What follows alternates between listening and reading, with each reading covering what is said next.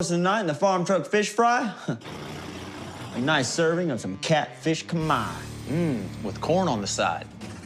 Oklahoma is home to some of the best street racers in the United States, and thanks to the reality TV series Street Outlaws, we get to watch these racers as they challenge themselves for who tops the list or the claim to who is the fastest guy on the 405. Among the street racing folk in Oklahoma is AZN, a street racer who has made a name for himself on the tracks. While he hasn't made it into the list, he is one of the most loved cast members of Street Outlaws. Since he joined the show, the fans have loved to watch him as he smack talks other racers on behalf of his friend Farmtruck.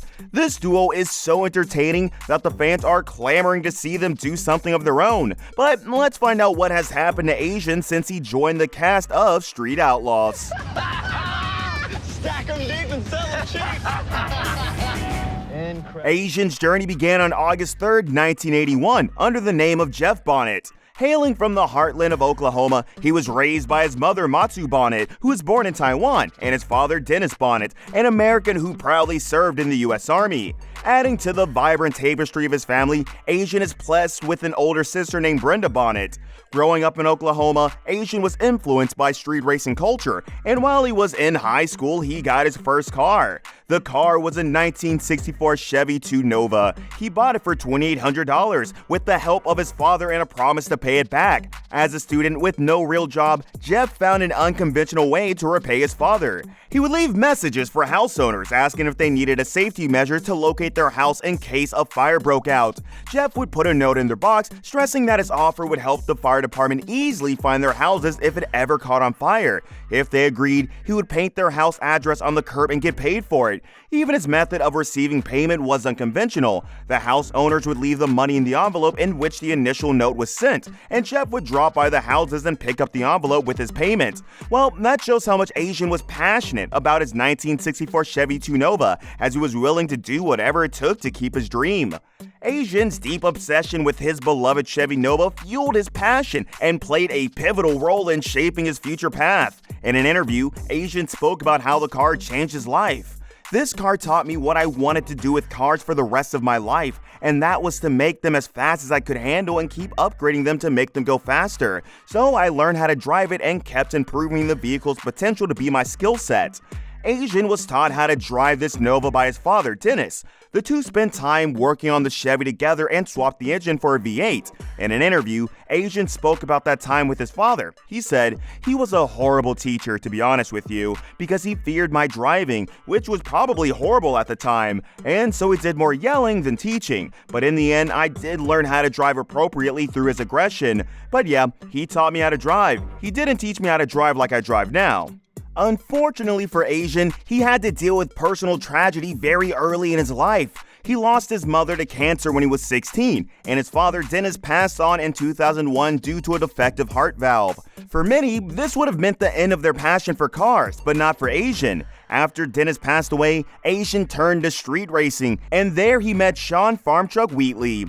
After his father's death, AZN needed a father figure and mentor, and he found that in Sean Wheatley during a street race. When they met, Sean was the champion holding the Street King title, and AZN was paired to race against him. Although AZN lost the race because he had no chance against the Street King, he made a friend and a mentor.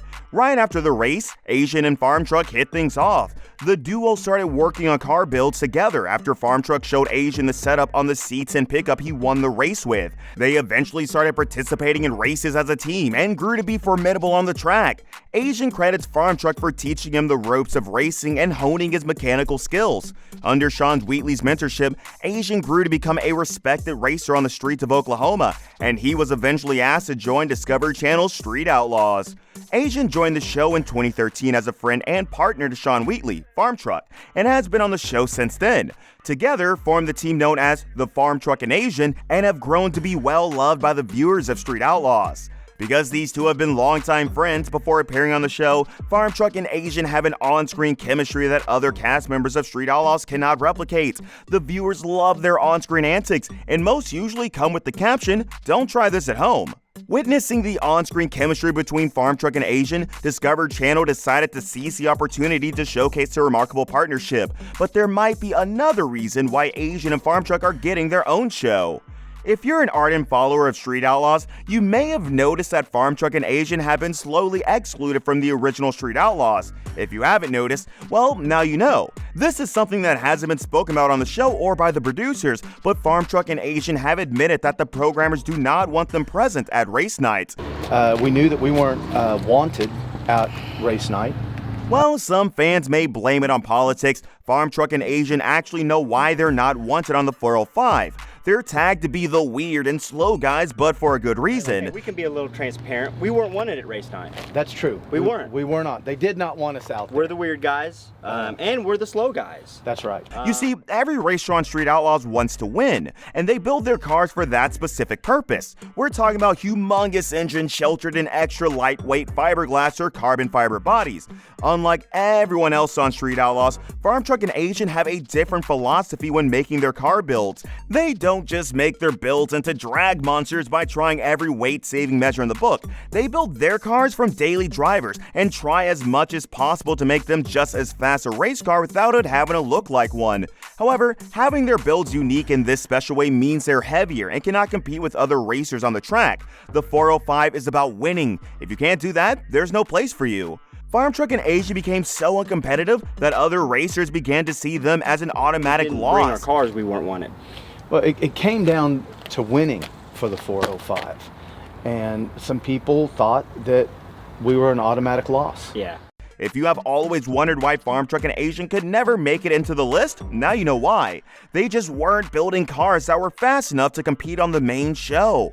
Farmtruck and AZN may not be fast enough to compete on the tracks, but they are pretty good on the streets and are proud of that. Since AZN and Farmtruck felt there was no place for them in the original Street Outlaws, they stopped racing and headed off to make more interesting builds and show off their on-screen chemistry in their own spin-off series. The spin-off is called Street Outlaws, Farmtruck and AZN, and it premiered in 2020 on Discovery Channel's Fubo TV. The show opened with an intentional 2-hour-long episode that seemed like they were making up for some delay. However, due to you-know-what in 2020, the show didn't really kick off as expected, and it was postponed for over a year. But that didn't stop Farmtruck and AZN from showing off the crazy automobile ideas they came up with. Like the remaining Street Outlaw spin-offs, AZN and Farmtruck are not left to make these car builds on their own. They enlist the help of Jeff Lutz from Lutz Race Cars to help them show the entire process behind each automobile build. This is something that the fans love to see, but most of these builds have a slight problem. They're not legal enough to be driven on the streets or anywhere. Due to that and other factors, we would highlight Farmtruck and AZN's show has not enjoyed the success that other spin-off series from Street Outlaws have found. The fault can be partly laid at the feet of the producers. The show's hard to find since it was only made available on Amazon Prime, not Discovery Plus, as the other Street Outlaws shows. And that's not all. Aside from a press release in December 2021, no official statement or publicity has been made about the show. This is a bad sign because it would mean that whoever is behind the show is not interested in seeing it go far. This lack of buzz could also mean that not enough people care about the show for Discovery Channel to keep it running. AZN and Farmtruck also perform some seriously dangerous stunts on their show, and while that might be fun to watch for some, it's something that a lot of people that watch the show may not actually understand. Yes, AZN and Farmtruck have an awesome on-screen relationship and some of the funniest antics on the show, but nobody will continue laughing when their dangerous stunts get someone seriously injured. In light of how bad their spin-off series is doing, Farmtruck and AZN have accepted back into the Street Outlaws fold. They would be involved in a new TV show from the No Prep series. This show is called Locals Only, and since Farmtruck and AZN have enjoyed some success on the streets, the No Prep show would allow them to shine even more. With this new opportunity, AZN and Farmtruck have decided to carve a space for themselves in the main roster for Street Outlaws, and now they're delighted to be part of Team 405 again and are looking to start racing again.